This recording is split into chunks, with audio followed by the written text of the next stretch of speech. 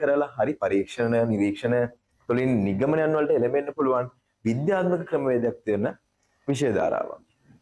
ඒතර ආර්ථික විද්‍යාව ඇතුළේ අපි මෙන්න මේ වගේ පරීක්ෂණ නිරීක්ෂණ තුළින් තමයි නිගමනයන් වලට එළඹෙන්නේ. ඒකින්ද ආර්ථික විද්‍යාව විද්‍යාවක් කියලා අපි කතා කළා. හරි මේ මූලික ප්‍රවේශය මම මේ ගන්න ආර්ථික විද්‍යාවට. දෙවෙනි කොටසේදී අපි කතා කළා විද්‍යාවනුත් වර්ග දෙකක් තියෙනවා. මොනවාද ඒ වර්ග දෙක? ස්වභාවික විද්‍යාව සහ සමාජ විද්‍යාව. අවට පරිසරයේ තියෙන ස්වභාවික ලෝකයේ තියෙන සංසිද්ධීන් ගැන කතා කරනවා නම් ඒක ස්වභාවික විද්‍යාව. සමාජයේ ඉන්න මිනිසුන් හෝ මිනිසුන්ගේ තියෙන හැසිරීම ගැන කතා කරනවා නම් ඒක සමාජීය විද්‍යාවක් කියලා අපි කිව්වා. එතකොට මේ ආර්ථික විද්‍යාව කියලා කියන්නේ සමාජීය විද්‍යාවක්. හරිනේ? ආර්ථික විද්‍යාව කියලා කියන්නේ සමාජීය විද්‍යාව. ඇයි? අපි කතා කරන්නේ මේ ස්වභාවික ලෝකයේ තියෙන ගස්වැල් ගැනවත්, හරි? පරිසරයේ තියෙන ජීව විද්‍යාව හෝ රසායන විද්‍යාව හෝ භෞතික විද්‍යාව වගේ සංසිද්ධීන් පිළිබඳව නෙමෙයිනේ අපි කතා කරන්නේ. සමාජයේ ඉන්න මිනිසුන් එයාලගේ මේ භෞතික උවමනා සපුරා ගැනීමේදී කොහොමද වැඩ කරන්නේ කියලා. ඒ කියන්නේ එයාලගේ ආර්ථික උවමනා කොහොමද හැසිරෙන්නේ කියන එක තමයි අපි කතා කරන්නේ. හරි. එහෙනම් අපි චුට්ටක් බලමු මොනවාද මේ සමාජීය විද්‍යාවන් කියලා. සමාජීය විද්‍යාවන් අපි වර්ග කිහිපයක් වාට කියලා දුන්නා මතක ඇතිනේ. චුට්ටක් මතක් කරගෙන යමු. ගිය සතියේ හිටිය ළමයිනුත් ඉන්නවනේ. මතක් කරගන්න මොනවාද? සමාජීය විද්‍යාවක්. සමාජීය විද්‍යාවන් වලට උදාහරණ මම කියලා දුන්නකොට දේශපාලන විද්‍යාව, අපරාධ විද්‍යාව, ආර්ථික විද්‍යාව වගේ විද්‍යාවන්. ස්වභාවික විද්‍යාවට භූගෝල විද්‍යාව, ජීව විද්‍යාව, රසායන විද්‍යාව වගේ විද්‍යාවන් අපි කතා කළා. මේ විද්‍යාවන් වර්ග දෙක අතර තියෙන ලොකුම විශේෂත්වය තමයි මේ සමාජීය විද්‍යාවන් අතර පුතේ අපිට බෑ සාධක පාලනය කරන්න. මතක නම් මං ගිය සතියේ කියලා දුන්න කතන්දරේ අපි චූටි කාලේ මතකද 8 වසරේදී විතර අර පොල් කට්ටකින් ඉරේලිය වැටෙන එක පාලනය කරලා තනකොළ ගොල්ලක් අරගෙන තනකොළ ගොල්ලට පොල් කට්ටක් උඩින් වහලා ඉරේලියන එක බ්ලොක් කරා. මතකද? කරලා ඉවර වෙලා අපි බැලුවා මොකද වෙන්නේ? එතකොට තනකොළ ටික එතන කහ පාට වෙලා හෝ නිකන් මැරිලා වගේ තියෙනවා. අන්න ඉරුවෙලේ කියන සාධක අපි පාලනය කරා. පාලනය කිරීම තුළින් අපි නිරීක්ෂණය කළ නිගමනයකට ආවා. එහෙනම් ස්වභාවික විද්‍යාව තුළදී මේ වගේ සාධක පාලනය කිරීම කරන්න පුළුවන්. හැබැයි අපිට සමාජ විද්‍යාවක් නේ ආර්ථික විද්‍යාව කියන්නේ. එහෙනම් මේ ආර්ථික විද්‍යාව තුළ අපිට ওই වගේ සෙල්ලම් දාන්න බෑ ළමයි. අපි කොහොමද සාධක පාලනය කරන්නේ? මම පාන් පිළිබඳව සමීක්ෂණයක් කරනවා කියලා මට කියන්න පුළුවන් ද අල්ලපු ගෙදර මිනිස්සුන්ට ඔයානේ මේ අද පාන් කන්න නැතුව ඉන්න. එහෙම කියන්න පුළුවන්ද? එහෙම කියන්න බෑ. අපිට කියනවා දැන් මේ දවස්වල තෙල් පිළිබඳව සමීක්ෂණයක් කරනවා. මේ ආර්ථික විද්‍යාත්මක කරුණු පොඩ්ඩක් එහෙම වෙනවා. ඒකින්ද ඔයා තෙල් නොගහ ඉන්න. පෙට්‍රල් නොගහ ඉන්න ෂෙඩ් එකට යන්න නැතුව ඉන්න කියලා අපිට කියන්න පුළුවන්ද? බෑ. මිනිස්සු එහෙම හැසිරෙන්නේ නැහැ. මිනිස්සු අපිට පාලනය කරන්න බෑ. මිනිස්සු පාලනය කරන්න බැරි හින්දා අපි හිතනවා මිනිස්සු මෙහෙම කළොත් මෙහෙම වෙයි. මිනිස්සු මෙහෙම කළොත් මෙන්න මේ ආකාරයෙන් දෙයක් වෙයි. පැහැදිලි? මිල වැඩි කරද්දී ඉල්ලුම් ප්‍රමාණය අඩු වෙයි. හරි. ඒ කියන්නේ අපි මේ වගේ සාධක වලට එළඹෙන්නේ ළමයි වෙන කිසිම සාධක ස්ථාවරයි කියලා හිතාගෙන යම් යම් උපකල්පන මත පදනම් වෙලා. මම උපකල්පනත් කිහිපයක් වාට කියලා දුන්නා මතක ඇති. අන්සාධක ස්ථාවර වීම හරි නිශ්චිත අවස්ථාවක් සලකා බලනවා. ඒත් එක්කම මම කිව්වා මේ අපි හිතන්නේ හැම වෙලේම ආර්ථික විද්‍යාවේ මේ කතා කරන මිනිස්සු උන්මත්තකයේ හෝ පූජ්‍ය පක්ෂයේ හෝ ධනට පිනට දෙන මිනිස්සු ගැන නෙමෙයිනේ. අපි කතා කරන්නේ පුළුවන් තරම් තාර්කික මිනිස්සු ගැන. නිෂ්පාදකයන් පාරිභෝගිකයන් අතිශය ලෙස ළමයි තාර්කික. නිෂ්පාදක හැම වෙලේම try කරන්නේ වැඩි මිලකට භාණ්ඩ විකුණන්න. පාරිභෝගික හැම වෙලේම try කරන්නේ අඩුම මිලකට භාණ්ඩ ගන්න. ඕකනේ කතන්දරේනේ. ඉතින් ඔය කතන්දරේ ඔය විදියට යනකොට හරි ඔය විදියට යනකොට ඉතින් අපි දැනගන්න ඕනේ මොනවද අපි කතා කරන්නේ මේ තාර්කික මිනිස්සු ගැන. ඒක තමයි තාර්කිකයි කියලා කියන්නේ. අනිත් එක අපි කියනවා සමතුලිතය තුළින් මේ දේවල් අපිට ඉවර කරන්න පුළුවන්. හරි සමතුලිතය කියලා කතන්දරයක් අපි කතා කරනවා. හරිද?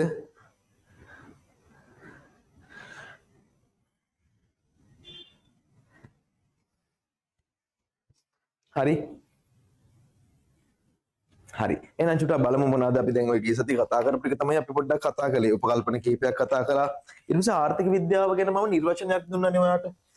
ආර්ථික විද්‍යාව ගැන මම ඔයාට දුන්නා නිර්වචනයක්. හරි ආර්ථික විද්‍යාව ගැන මම ඔයාට දුන්නා නිර්වචනයක්. මොකද්ද නිර්වචනය කියන්න බලන්න මතක නම්. ආර්ථික විද්‍යාව කියලා කියන්නේ ළමයි හිඟ සම්පත්. හරිද? හිඟ සම්පත් අපි දන්නවා අපේ අපි ළඟ තියෙන සම්පත් සීමිතයිද අසීමිතයිද? අනේ අපි ළඟ තියෙන සම්පත් ඊටාම සීමිතයි ළමයි. හරි? සීමිත සම්පත් අපිට තියෙන්නේ. සීමිත සම්පත් අපිට තියෙනවා. ඒත් එක්කම අපි ළඟ තියෙන වුවමනා අසීමිතයි.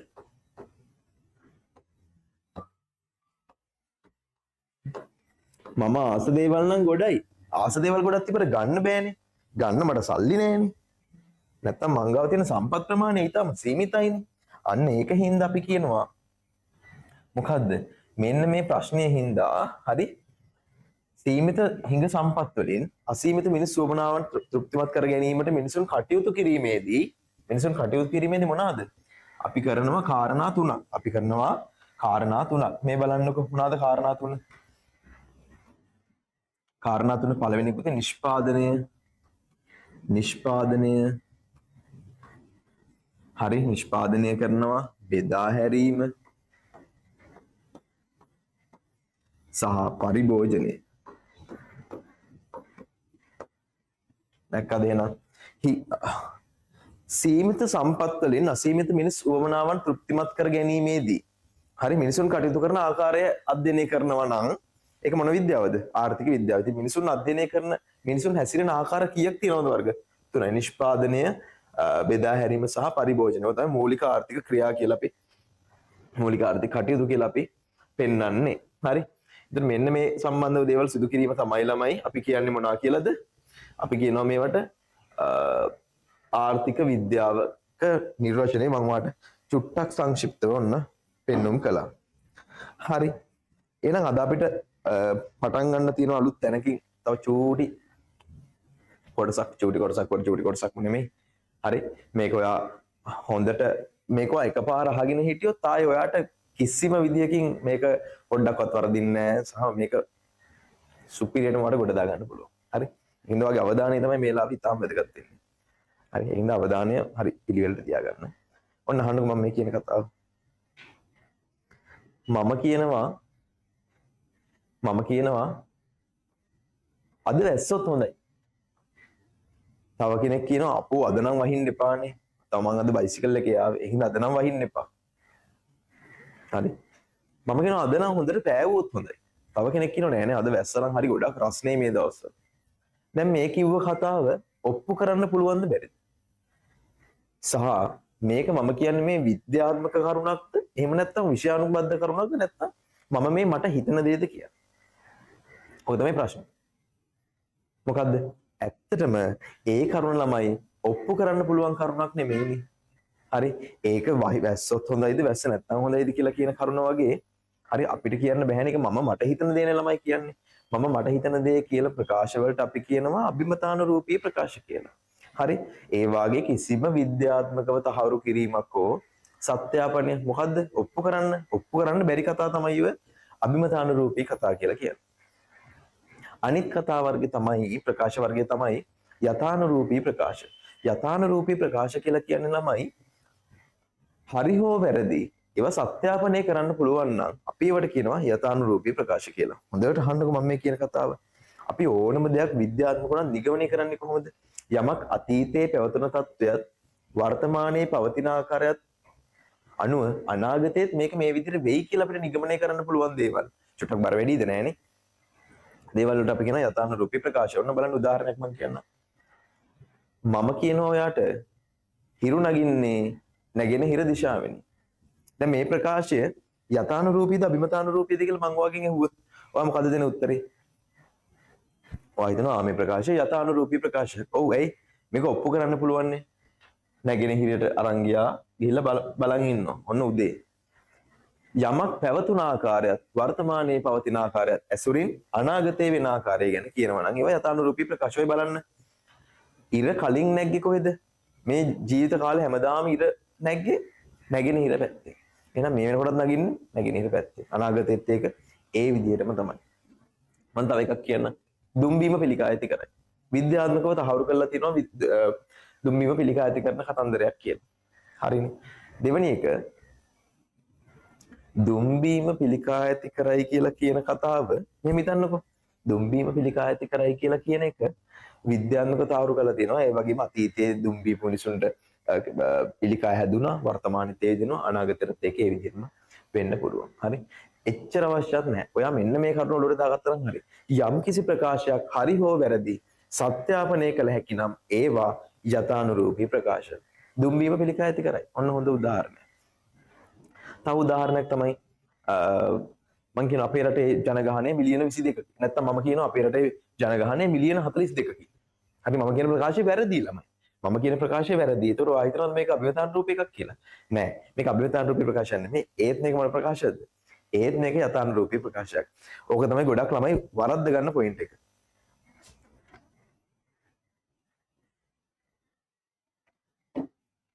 සමහරු හිතනවා මේ යථානුරූපී ප්‍රකාශ කියලා කියන්නේ හරි ඒවා. අභිමතානුරූපී කියන්නේ වැරදි ඒවා. එහෙම නෑ. අභිමතානුරූපී කියලා කියන්නේ හරි හෝ වැරද්ද ඔප්පු කරන්න බැරි ප්‍රකාශ. හරි? එතකොට යථානුරූපී ප්‍රකාශ කියලා කියන්නේ හරි හෝ වැරදි ඒව ඔප්පු කරන්න පුළුවන් වෙන්න ඕනේ. හරි මම කියනවා මෙහෙම කතාවක්. දුම්බීම පිළිකායත නොකරයි. දුම්බීම ශරීරයට හිත කරයි කියලා මම කියනවා. ඔයා කියනවා නෑ නෑ සර් අනිවාර්යෙන් දුම්බීම නම් ශරීරයට හිත කර නෑ. දුම්බීම ශරීරයට අහිත කරයි. එහෙනම් මේ ප්‍රකාශය අභිමතානුරූපී. වැරදි. වැරදි. අනිවාර්යෙන් වැරදි. මොකද්ද? දුම්බීම පිළිකා ඇති නොකරයි කියලා මම කිව්වට ඒ ප්‍රකාශය යථානුරූපී එකක්. හරි? මම මට හිතන දේ තමයි කියන්නේ. නමුත් ඒක ඔප්පු කරන්න පුළුවන්ද බැරිද? අන්න ඔප්පු කරන්න පුළුවන්. ඔප්පු කරන්න පුළුවන් නම් ඒ ප්‍රකාශ යථානුරූපී ප්‍රකාශ. ඔප්පු කරන්න බැරි නම් අභිමතානුරූපී ප්‍රකාශ. පැහැදිලි නේද? එහෙනම් මම හිතන මේ කතාව ඔයාලට තේරෙන්නේ නැති කියලා. හරි එහෙනම් හතරවෙනි පිටුවේ බලන්න යථානුරූපී ප්‍රකාශ සහ අභිමතානුරූපී ප්‍රකාශ වර්ග දෙකක් තියෙනවා. මොනවාද? ආර්ථික විද්‍යාව විෂයෙහි අවධානය යොමු වන්නේ මිනිසා හා සමාජයේ හැසිරීම පිළිබඳවය. මෙම ආර්ථික හැසිරීම පැහැදිලි කිරීම, විශ්ලේෂණය කිරීම හා පුරෝකථනය කිරීමේදී ප්‍රධාන වශයෙන් යොදා ගන්න ස්වරූප දෙකකි. ආර්ථික විද්‍යාවේදී අපි යොදා ගන්න මේ ප්‍රකාශ වර්ග කොටස් දෙකයි. කියන්නේ එහෙනම් යථානුරූපී ප්‍රකාශ සහ දෙවෙනි එක අභිමතානුරූපී ප්‍රකාශ.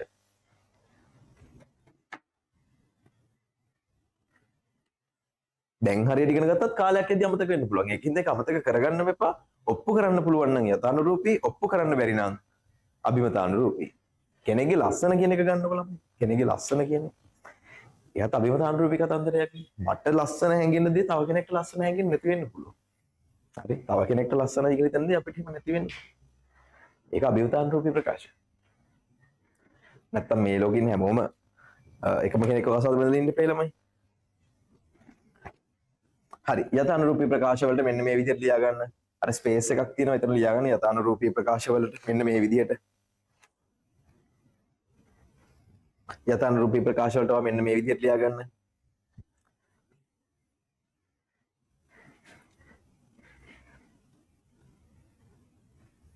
මෙම ප්‍රකාශවල යට නිර්වචන වෙනම තියෙනවා. මේව ලියා ගන්නකො පොඩි හැඳින්වීමක්. මෙම ප්‍රකාශවල විද්‍යාත්මක ස්වරූපයක් පවතින අතර මම චුට්ටක් වේගෙන් කියයි ඔයා ඒ ටික චුට්ටක් මගේ අරගෙන එමීට වැඩේ ලස්සනට කරගෙන යන්න.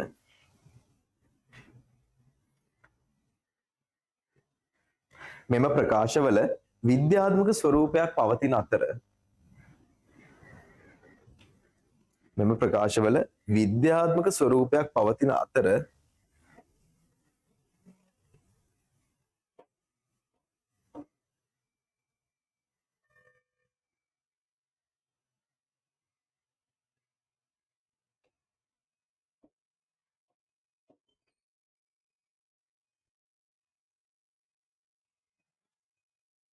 මෙම ප්‍රකාශවල විද්‍යාත්මක ස්වරූපයක් පවතින අතර මේවායේ නිර්වද්‍යතාවය සත්‍යාපනය කළ හැකිය. මේවායේ නිර්වද්‍යතාවය සත්‍යාපනය කළ හැකිය. මේවායේ නිර්වද්‍යතාවය සත්‍යාපනය කළ හැකිය. ළමයි අපි ක්ලාස් දවස ඊයේ තමයි තිබුණේ ඊයේ හවස. නමුත් ඒක අපිට පොඩි ප්‍රශ්නයක් හින්දා අපිට දවස වෙනස් කරන්න වුණා. ඒකින්ද ළමයින්ට සහභාගී වෙන්න බෑ කියලා දාලා තිබුණා මට අද. ගැටලුවක් නැහැ. එහෙම බැරි වෙච්ච අයට රෙකෝඩින්ග් එක ගන්න පුළුවන්. අපිට කීස් සති රෙකෝඩින්ග් එක ගන්නත් චුට්ටක් ප්‍රමාද වුණා. දැන් ඒ ටික ඔක්කොම එක ළඟ ඔයාලට ගන්න පුළුවන්. හරි. එහෙනම් නිර්වද්‍යතාවය තහවුරු කළ හැකියි. ඊට පස්සේ තියෙනවා යම් දෙයක දැනට පවතින තත්ත්වයක් කලින් පැවති තත්ත්වයක් ඉදිරියට ඇතිවන තත්ත්වයක් පිළිබඳව කරන ප්‍රකාශයන්. මෙවැනි ප්‍රකාශ වලින් කුමක්ද කුමක් වූයේද කුමක් වනු ඇද්ද යන ප්‍රශ්න වලට පිළිතුරු ලබා දී. හරි. ඒකත් එක්කම කියනවා විචල්යන් අතර සම්බන්ධතාවයක් පැහැදිලි කිරීම සඳහා මෙම ප්‍රකාශ බෙහෙවින් යොදාගෙන. හරි. අන්න මම අර කිව්ව පොයින්ට් එක දෙනවා. මෙම යථානුරූපී ප්‍රකාශ හරි හෝ වැරදි වෙන්න පුළුවන්. හරි. මේවා තියෙන විශේෂත්වය මොකද්ද? විශේෂත්වය සත්‍යාපනය කළ හැකි. සත්‍යාපනය එහෙම නැත්නම් ඔප්පු කිරීමේ හැකියාව කියලා අපි මේකට කියනවා. හරි. ඊට පස්සේ අපි පොඩ්ඩක් කතා කරමු බලන්න අනිත් කොටස.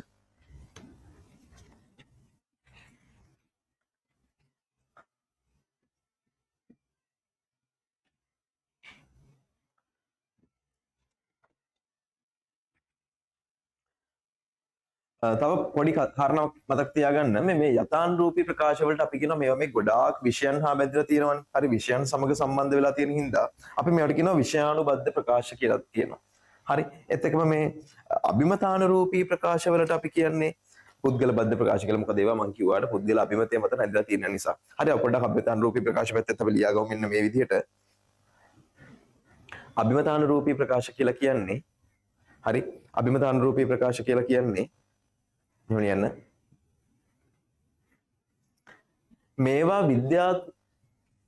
මේවා විද්‍යාත්මකව තහවුරු කළ නොහැකි අතර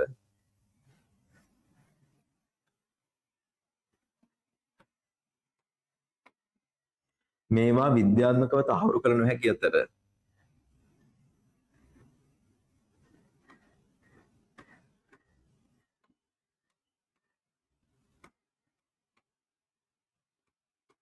මේවා විද්‍යාත්මකව තහවුරු කළ නොහැකි අතර පුද්ගල විනිශ්චය හා අභිමතය මත රඳා පවතී.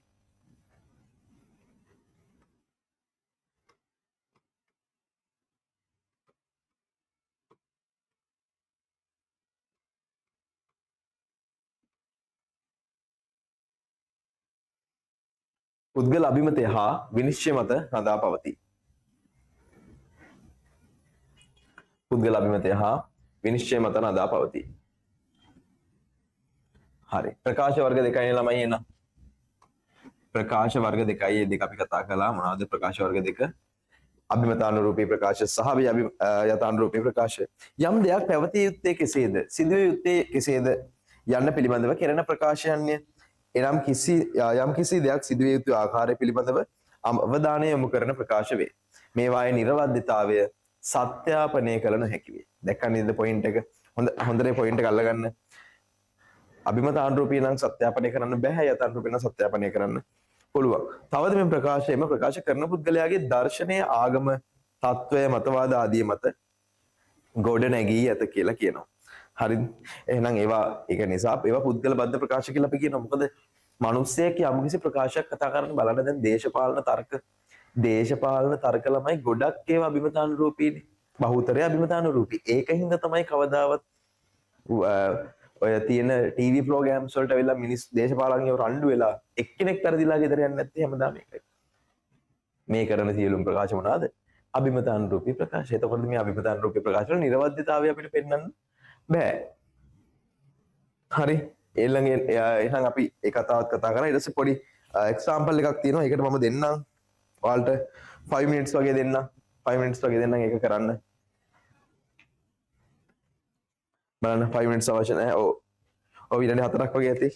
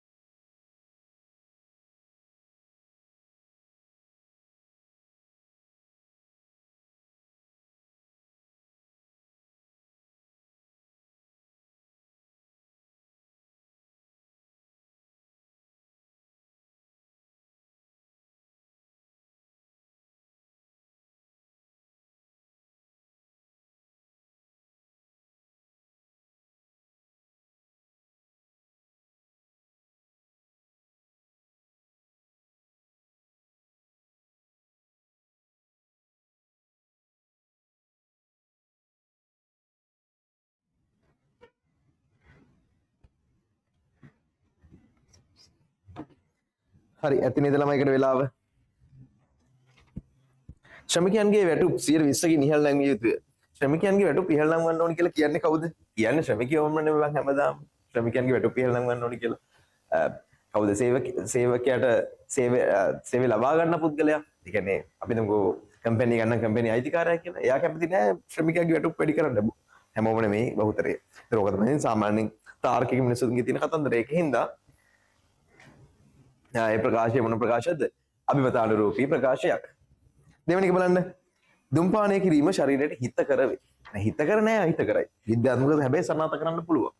සනාථ කරන්න පුළුවන් නම් ඒ ප්‍රකාශ අපි කියනවා යථානුරූපී ප්‍රකාශයක් ඒක. ඊළඟ එක ශ්‍රී ලංකාව ලබාගෙන විදේශ ණය නැවත ගෙවීම සීමා කළ යුතුයි. ඒක මොකක්ද ඒ කතාව?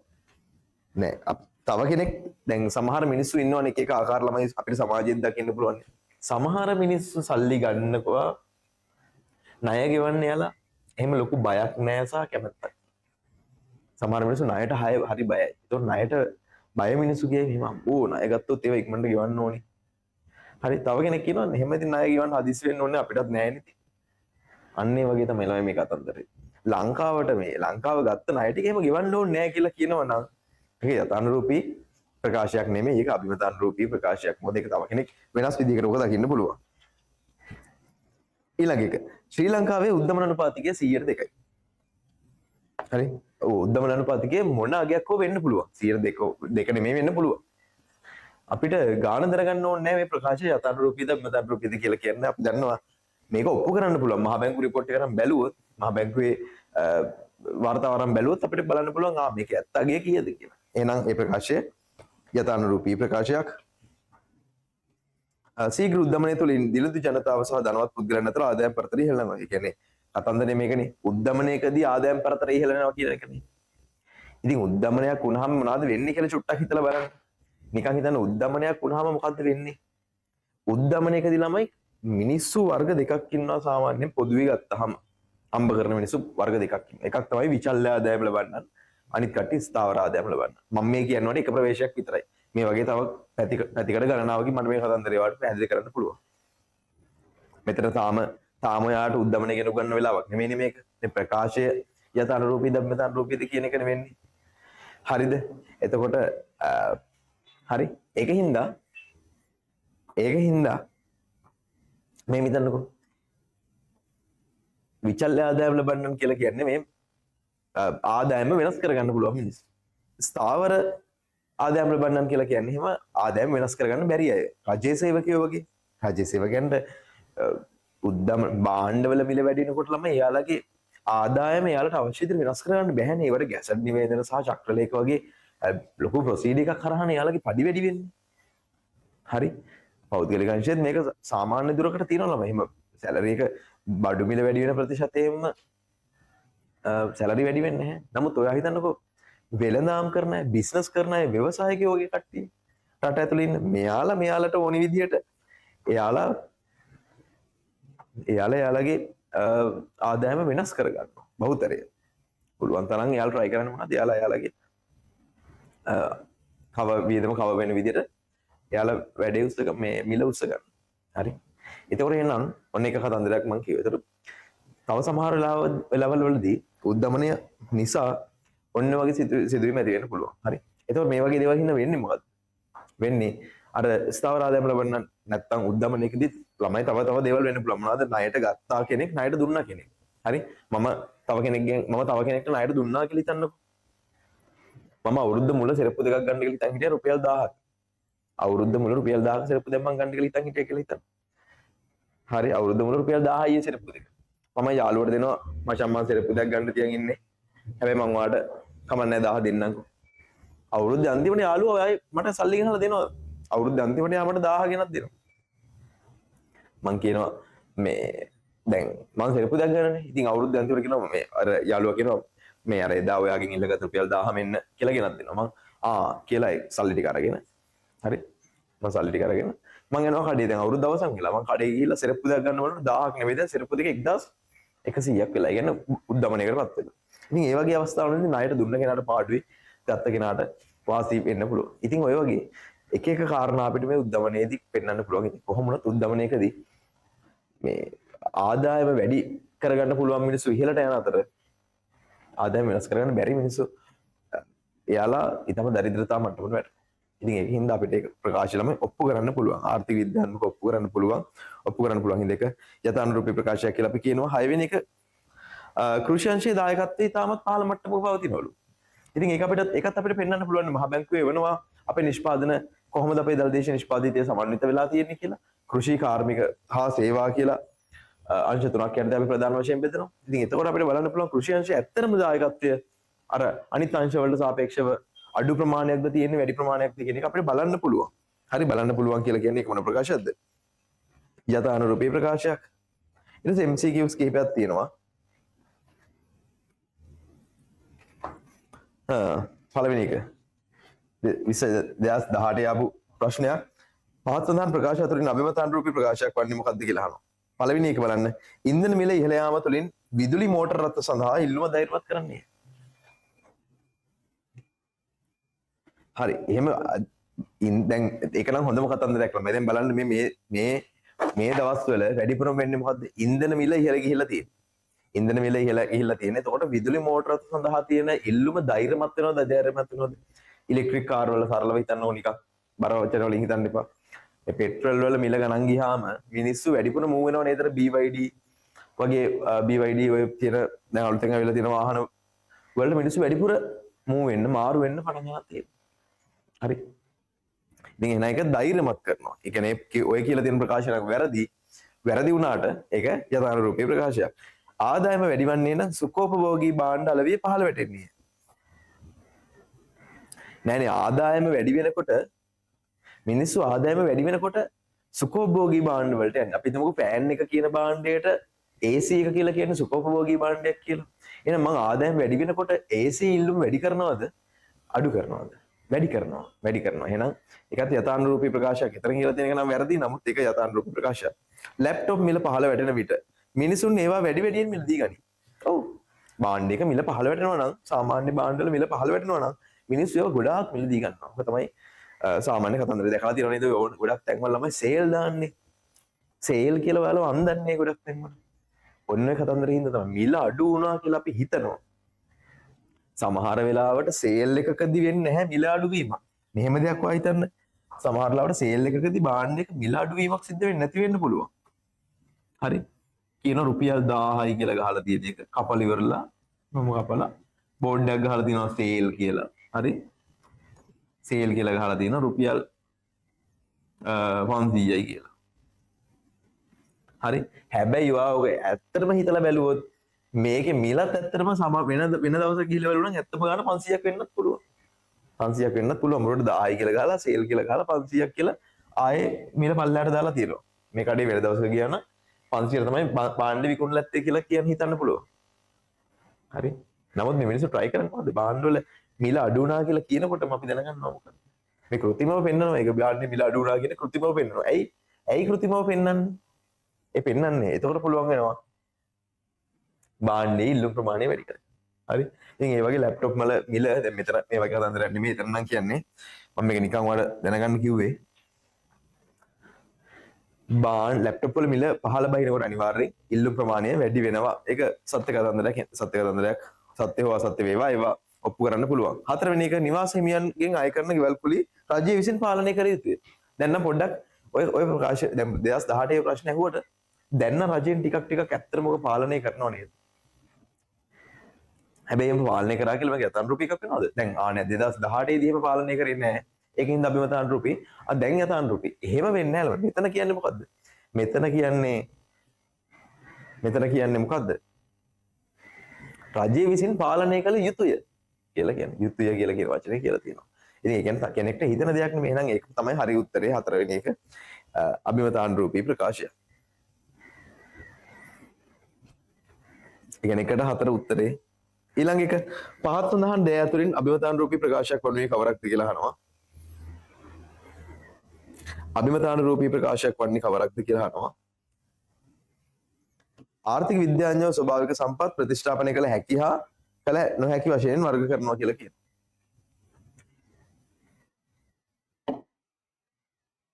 මං කියනවා ආර්ථික විද්‍යාඥයෝ ස්වභාවික සම්පත් ප්‍රතිස්ථාපනය කළ හැකි හා නොහැකි නෙමෙයි එයාලා වෙන් කරනවා කියලා හිතන්නකෝ.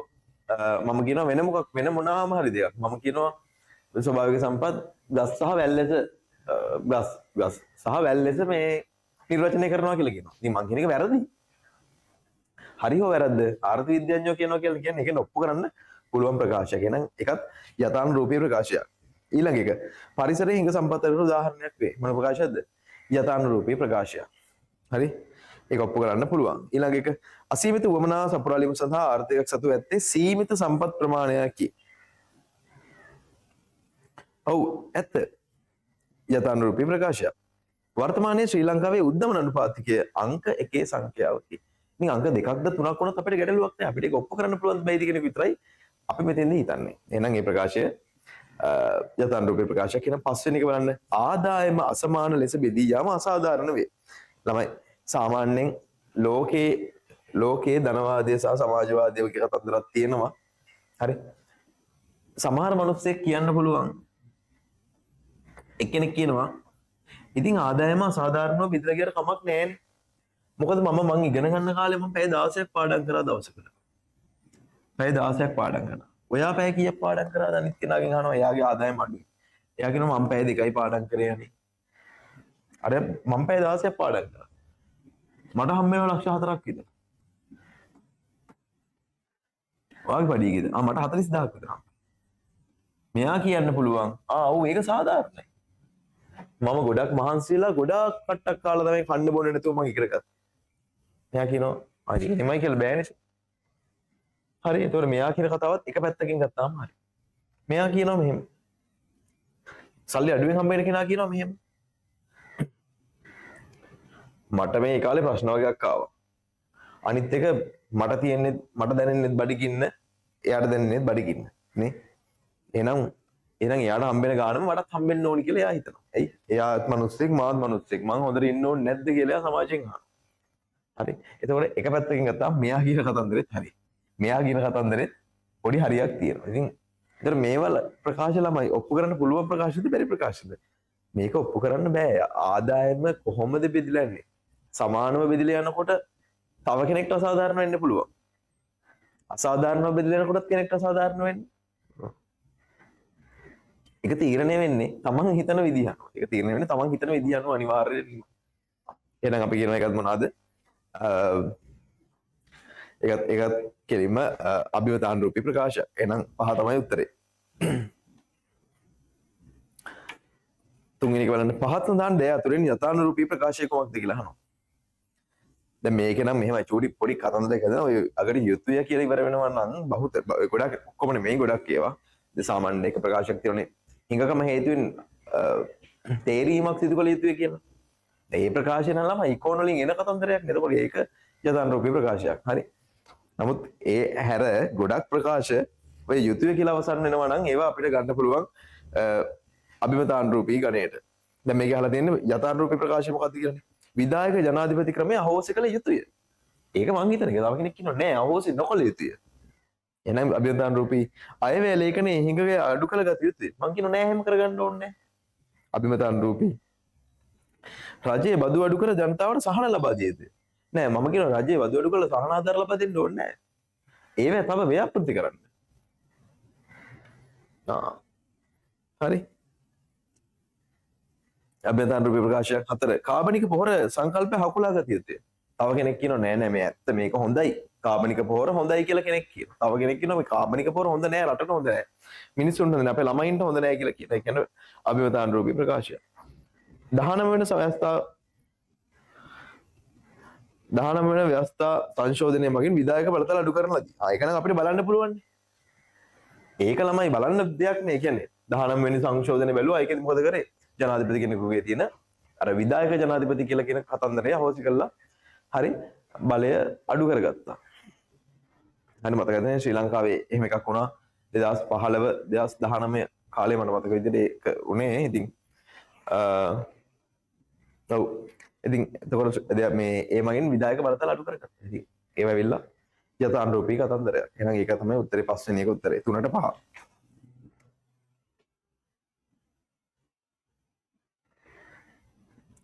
3ට 5.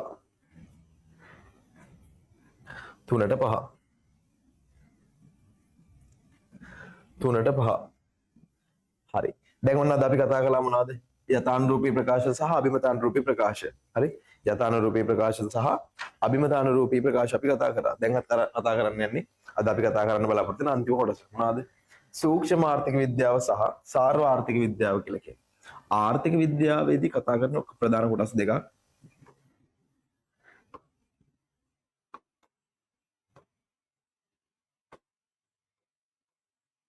සූක්ෂම ආර්ථික විද්‍යාව. ඊළඟ එක සාර්වාර්ථික විද්‍යාව.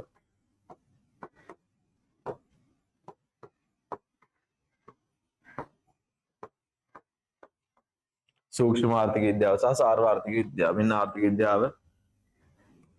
විද්‍යාව ප්‍රකාශ කරන ක්‍රම. මොකද්ද මේ සූක්ෂම ආර්ථික විද්‍යාව කියලා කියන්නේ? මොකද්ද මේ සූක්ෂම ආර්ථික විද්‍යාවක් කියලා කියන්නේ? සූක්ෂම ආර්ථික විද්‍යාව සහ සාර්වාර්ථික විද්‍යාව. මේ ආර්ථික විද්‍යාවේ අපි ගන්න මේ පපසරිය ඇතුලේ තියෙන ඕනම කාරණා දෙකක් මේ දෙකෙන් එකකට අනිවාර්යෙන් අයිති වෙනවා. ඇයි දන්නවද මම එහෙම කියන්නේ? දැන් හිතන්නකෝ මෙහෙම අපි රටක් ගත්තොත් මේ රට ඇතුලේ තියෙන මොනවද? ශ්‍රමිකයෝ ඉන්නවා, ගෙවල් තියෙනවා, මිනිස්සු තියෙනවා, නිෂ්පාදන ආයතන තියෙනවා, රජයක් ඉන්නවා. හරි ඔය වගේ කොටස් කිහිපයක ඉන්නේ. එක ඒකක එකතු වෙලා නේද ළමයි මේ වගේ ආර්ථිකයක් හැදලා තියෙන්නේ. පැහැදිලිද? ඒතකොට මේ ආර්ථිකයේ දේශ බලන්න පුළුවන් ආකාර දෙකක් තියෙනවා. එකක් තමයි මේ ආර්ථිකයේ තියෙන චූටි පොයින්ට් ගැන, එක ඒකක ගැන, එක විචල්යන් ගැන, හරි මිනිස්සු ගැන වෙන්න පුළුවන්, පවුල් ගැන වෙන්න පුළුවන්, නිෂ්පාදන ආයතන ගැන වෙන්න පුළුවන්, හරි. එහෙම නැත්නම් රජයේ තියෙන එක් කොටස් ගැන වෙන්න පුළුවන්, දෙපාර්තමේන්තු ගැන වෙන්න පුළුවන්. අපි අධ්‍යයනය කරනවා නම් ඉකෝන් වලදී අන්න ඒ වගේ චූටි දේවල් ගැන අධ්‍යයනය කරනවා නම් අපි ඒවට කියනවා සූක්ෂම ආර්ථික විද්‍යාව. මුළු ආර්ථිකයේ පද්ධතියක්ම ලෙස ගන්න. ආර්ථිකයක් විදිහට අරගෙන අපි කතා කරගත්තොත් ඒ කියන්නේ සමස්තයක් ලෙසගෙන මෙයා මෙහෙම ගත්තොත් ඒක ආර්ථිකයේ තියෙන එක කොටස ගැන නෙමෙයි මුළු ආර්ථිකයම ගැන එකපාර කතා කරොත්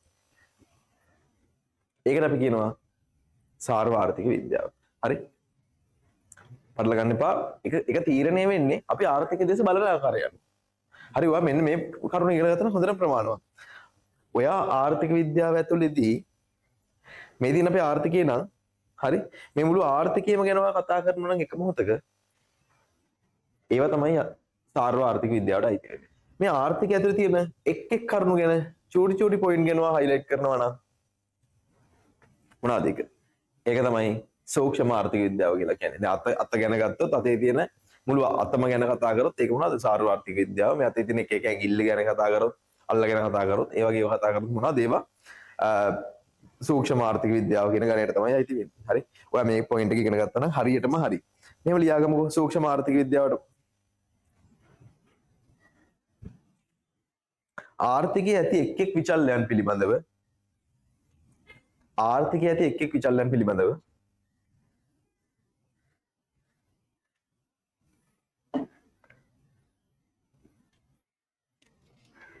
ආර්ථිකයේ ඇති එක් විචල්යන් පිළිබඳව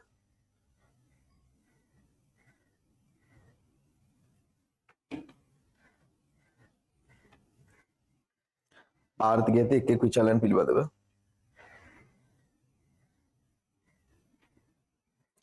ආර්ථිකයේ ඇති එක් විචල්යන් පිළිබඳව වෙන්වෙන්ව අධ්‍යයනය කිරීම සූක්ෂම ආර්ථික විද්‍යාවයි. වෙන්වෙන්ව අධ්‍යයනය කිරීම සූක්ෂම ආර්ථික විද්‍යාවයි.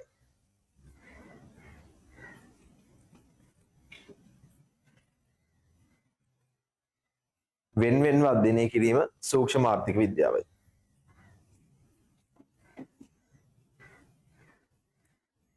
වෙන්වෙන්ව අධ්‍යයනය කිරීම සූක්ෂම ආර්ථික විද්‍යාවයි.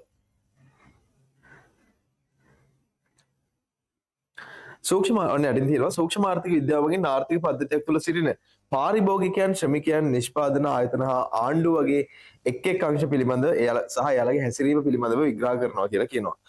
ඕකේ ඒක හොඳයි. ඊට පස්සේ ආර්ථිකවල විකල්පමය තේරීම් කරන ආකාරයත් එම තේරීම් නිසා ඇතුළත් ප්‍රතිඵලත් සූක්ෂම ආර්ථික විද්‍යාවේදී අපි කතා කරනවා. පැහැදිලි දෙන එක කරුණු ගැන කතා කරොත් හරි අපි ඒකට කියනවා සූක්ෂම ආර්ථික විද්‍යාව කියලා. හරි. මිනිස්සු කොහොමද තේරීම් කරන්නේ? පාරිභෝගිකයෙකුගේ හැසිරීම කොහොමද? හරි. වෙළඳපොලේ නිෂ්පාදන ආයතනයක් ගත්තොත් මේ නිෂ්පාදන ආයතනයේ පිරිවැය කොහොමද? මේ නිෂ්පාදන ආයතනයේ ආදායම කොහොමද? හරිද? ආණ්ඩුවේ බදු පිළිබඳව තියෙන සංකල්පය මොන වගේ දෙයක්? ඒවා සූක්ෂම ආර්ථික විද්‍යාවට එන්නේ. එහෙනම් මොනවද ලියා ගන්න පුළුවන් ඒ අර්ථයට? පාරිභෝගිකයෙකුගේ හැසිරීම, භාණ්ඩයක ඉල්ලුම, භාණ්ඩයක සැපයුම, නිෂ්පාදන ආයතනයක පිරිවැය. හරි මේ වගේ දේවල් ඔය විකල්ප තේරීම් කිරීම, විකල්ප තේරීම් මේ වගේ දේවල් සූක්ෂම ආර්ථික විද්‍යාව කියන ගණය යටතට ලියා ගන්න පුළුවන්. හරි. ඊළඟට සාර්වාර්ථික විද්‍යාව. සාර්වාර්ථික විද්‍යාව. සාර්වාර්ථික විද්‍යාව. සාර්වාර්ථික විද්‍යාව කියලා කියන්නේ මොකද්ද? සාර්වාර්ථික විද්‍යාව කියලා කියන්නේ දැන් අර මම කිව්වේ කලින් මේ ආර්ථිකය ගත්තොත් මේ ආර්ථිකයේ තියෙන එක එක දේවල් ගැන චූටි චූටි දේවල් ගැන වෙන වෙනම අධ්‍යයනය කරන එකනේ. දැන් මේකෙදි කතා කරන්නේ මුළු ආර්ථිකයම පිළිබඳව. හරි මේ ආර්ථිකය පිළිබඳව අධ්‍යයනය කරනවා නම් ඒකට අපි කියනවා මොනවද? ඒකට අපි කියනවා සාර්වාර්ථික විද්‍යාව. එහෙනම් මෙහෙම ලියා ගන්න සාර්වාර්ථික විද්‍යාව යටතේ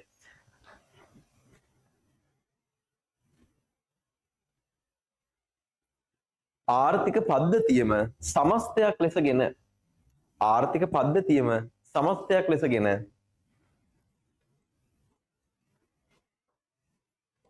ආර්ථික පද්ධතියම සමස්තයක් ලෙසගෙන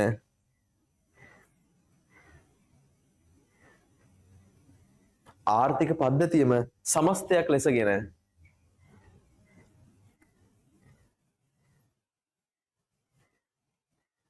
ආර්ථික පද්ධතියම සමස්තයක් ලෙසගෙන එහි හැසිරීම හා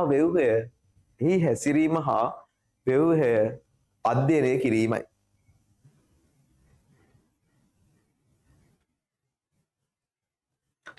හරි මම උදාහරණයක් විදිහට නිකන් ලංකාව ගන්නම්කෝ ආර්ථිකයනේ අපේ ආර්ථිකය ශ්‍රී ලංකාවනේ.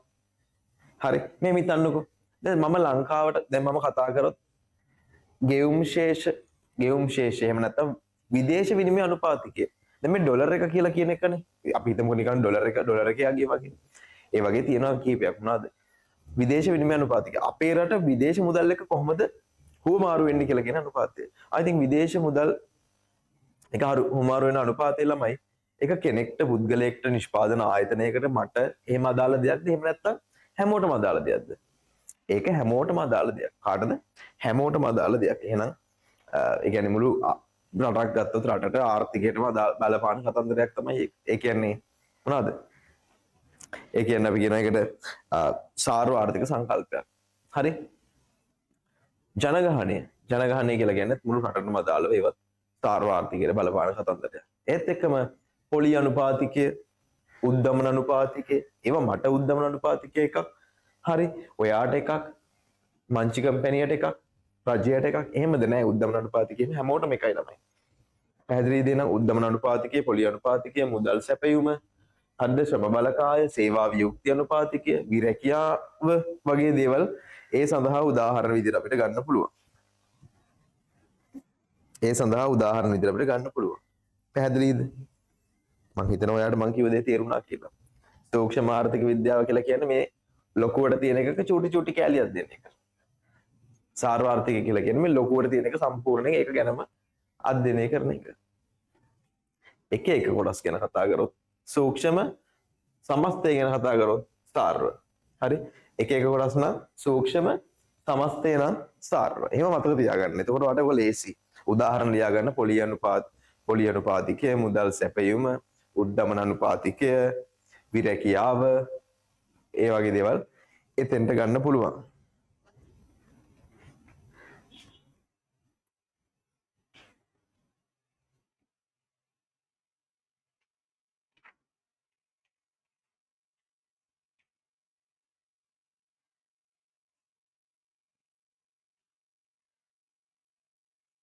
හරි ඊට පස්සේ පොඩි මේකක් තියෙනවා පොඩි එක්සැම්පල්ස් ටිකක් තියෙනවා නම් ඒක කරන්න බලන්න. ඒකට මම විනාඩි 4ක් වගේ කාලයක් දෙන්නම් ඔයාලට. ටග් ගාලා ටික කරන්න බලන්න නිකන් PDF එක බලාගෙන හරි නිකන් ලියාගෙන ප්‍රශ්න අංක දාලා MCQs දෙකකුත් තියෙනවා. ඒක කරන්න බලන්න.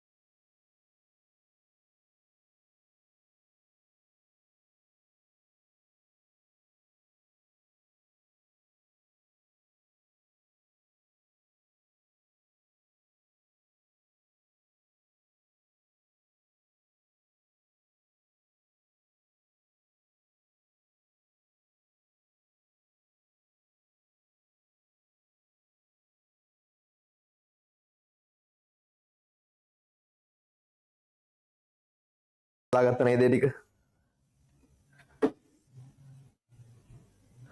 හරි.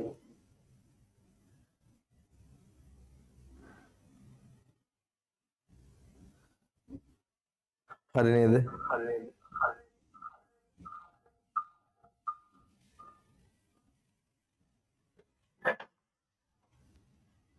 හරි. මොනවද තියෙන්නේ? සූක්ෂම ආර්ථික විද්‍යාව සහ සාර්වාර්ථික විද්‍යාව දැන් අපිට කතා කරන්න තියෙන අන්තිම කොටස කියලා මම කියවනද? අද රගල අපි පොඩ්ඩක් වැඩි අපි ඉක්මනට ඉවර කරගත්තා.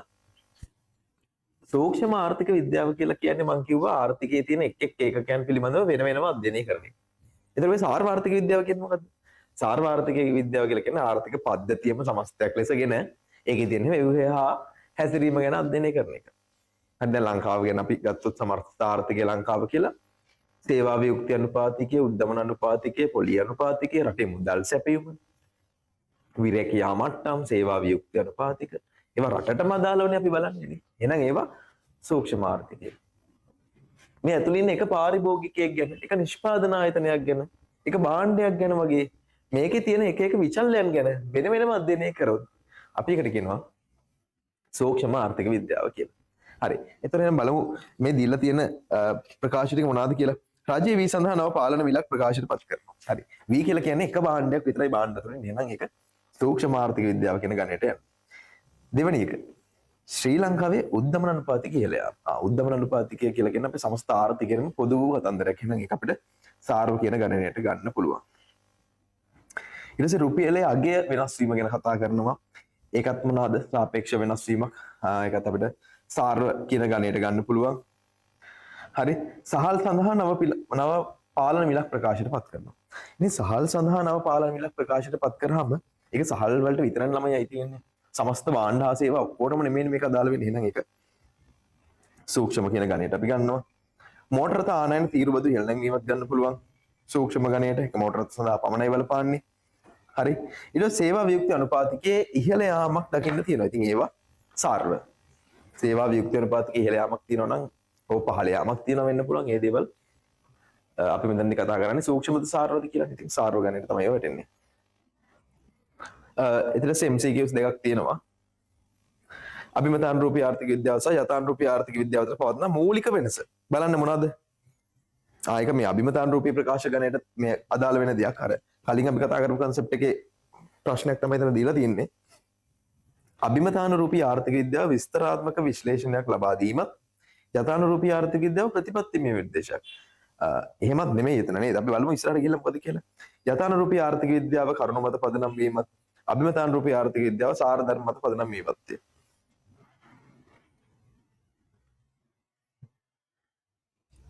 හරි. ඊට පස්සේ අභිමතානුරූපී ආර්ථික විද්‍යාව ප්‍රත්‍යක්ෂ මූල සාක්ෂි මත පදනම් වීමත් යථානුරූපී ආර්ථික විද්‍යාව කොහෙටද පදනම් වෙනවා කියලා කියන්නේ? ඒක පදනම් වෙනවා කියලා කියන්නේ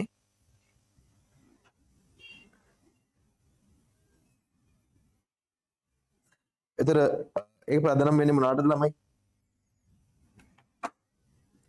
ප්‍රත්‍යක්ෂ මූල සාක්ෂි මත පදනම් වීමත් යථානුරූපී ආර්ථික විද්‍යාව සාර ධර්ම මත පදනම් වීමත් තුන්වෙනි එක අභිමතානුරූපී ආර්ථික විද්‍යාව ප්‍රත්‍යක්ෂ මූල මත පදනම් වෙනවා කියලා කියනවා. හරි. ඒත් එක්කම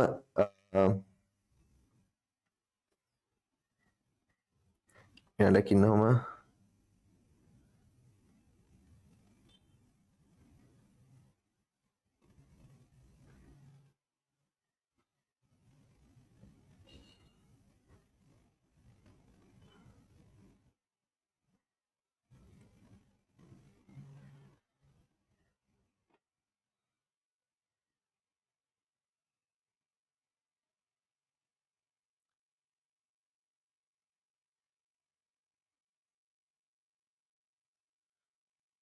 හරි බලන්න මේ මොනවද අභිමතානුරූපී ආර්ථික විද්‍යාව ප්‍රත්‍යක්ෂ මූල සාක්ෂි මත පදනම් වීමත් යථානුරූපී ආර්ථික විද්‍යාව ආත්මීය අදහස් මත පදනම් වීමත් කියලා කියනකොට යථානුරූපී ආර්ථික විද්‍යාව අගය විනිශ්චය මත සහ විශ්වාස මත තැබීමත් නෑ ඒක වැරදිනේ. එහෙම නෙමෙයිනේ අභිමතානුරූපී ආර්ථික විද්‍යාව විෂය මූල නෑ. ඒක නෙවෙයි අනිත් පැත්ත වෙන්න ඕනේ.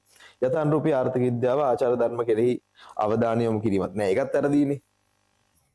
බලන්න තුන්වෙනි එක අභිමතානුරූපී ආර්ථික විද්‍යාව ප්‍රත්‍යක්ෂ මූල සාක්ෂි මත. ඒක බොරුනේ. අභිමතානුරූපී ආර්ථික විද්‍යාව ප්‍රත්‍යක්ෂ මූල සාක්ෂි මත නෙමෙයි පදනම් වෙන්නේ මොනවාමත්ද?